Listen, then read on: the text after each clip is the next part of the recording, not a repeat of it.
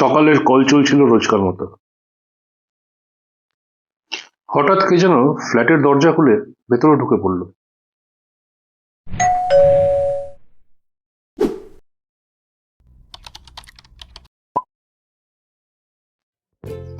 Madam কাউকে না জানিয়ে সোজা কলকাতা থেকে শিলিগুড়ি এসে হাজির।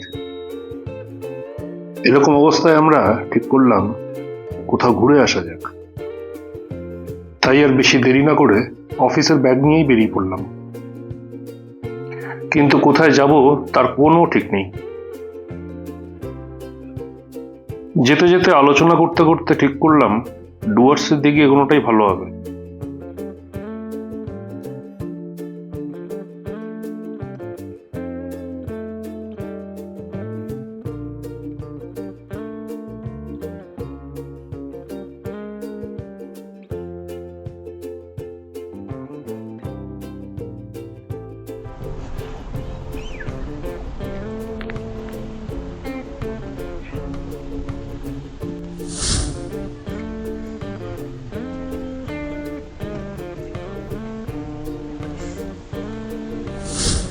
তাহলে গেলাম পরে কি দরকার ওর সরু রাস্তা দিয়ে ওকে কাটানোর।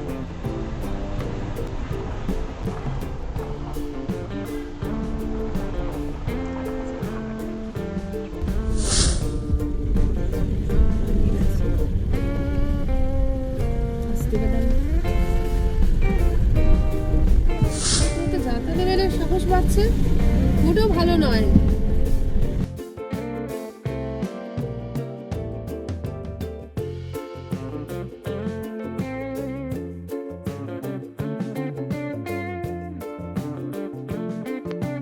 শিলিগুড়ি থেকে প্রায় ঘন্টা চারেকের জার্নি করে পৌঁছে গেলাম জলদাপাড়া আরণ্যক রিসোর্ট।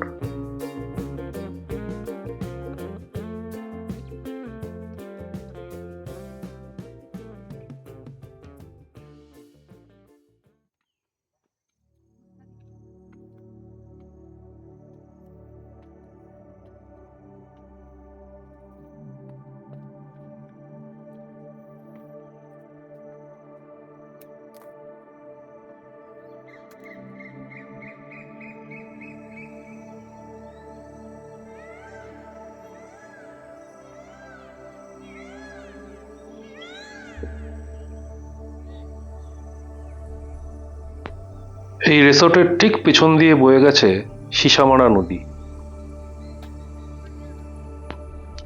আর এই রিসোর্টের বিশেষত্ব হলো নদীর এই বাঁকটা।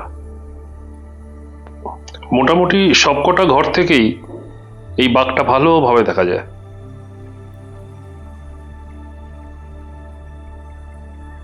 দু সালের অক্টোবর মাসে দুদফায় আসা হড়পা বানে এই জায়গার বেশ ক্ষয়ক্ষতি হয় এবং তার চিহ্ন আজও চারিদিকে ছড়িয়ে ছিটিয়ে আছে।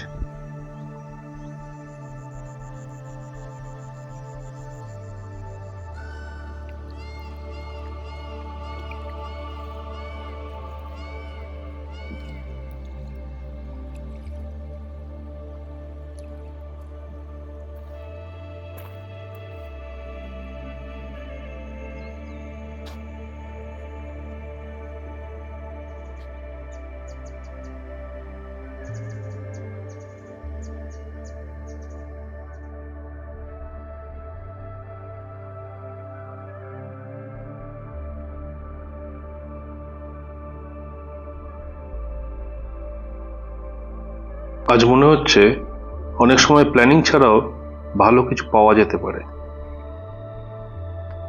যেমন এই জায়গাটা।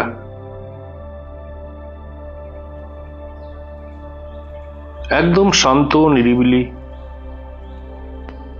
সারাদিন শুধু নদীর বয়ে যাওয়ার শব্দ, নানা রকমের পাখির ডাক, আর মাঝে মাঝে দূর থেকে ময়ূরের ডাক।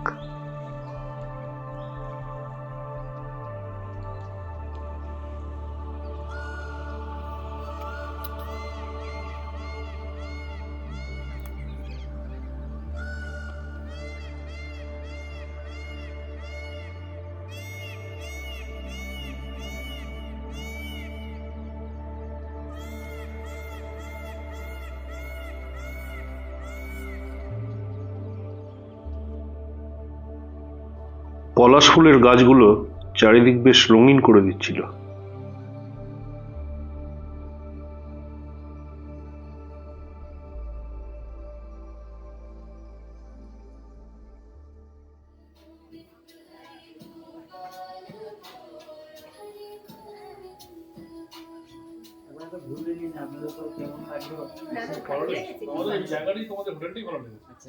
আরো ভালো লাগতো জঙ্গলের ভিতরে সাফারি করতেন, তো আরো বেশি ভালো লাগতো। আমার ছেলেকে নিয়ে আবার যখন আসবো তখন হ্যাঁ। এবার শিলিগুড়ি ফেরার পালা। তবে ফিরবো অন্য রাস্তা দিয়ে। ঠিক করেছি জঙ্গলের মধ্যে দিয়ে ফিরবো।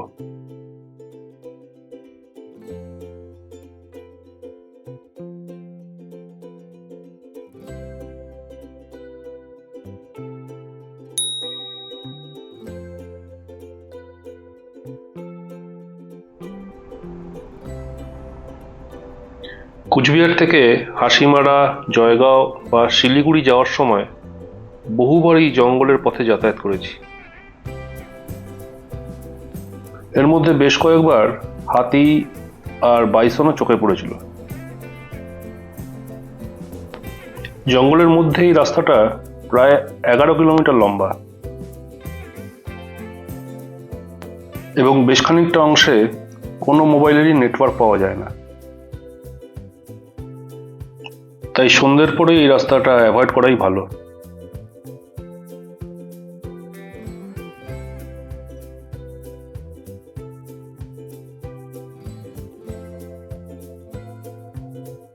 জঙ্গল পেরিয়ে চা বাগানেরও দেখা পেলাম, আর কিছু ছবিও তোলা হলো।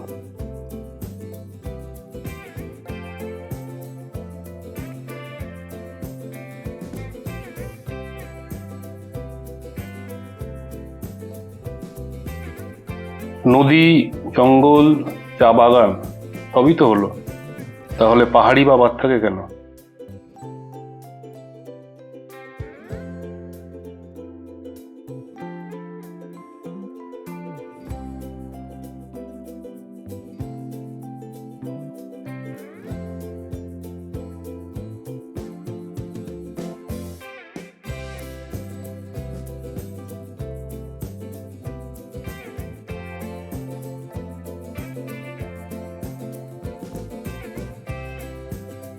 তো এই হলো নর্থ বেঙ্গল, আর সাথে প্রিয় মানুষের সারপ্রাইজ ভিজিট।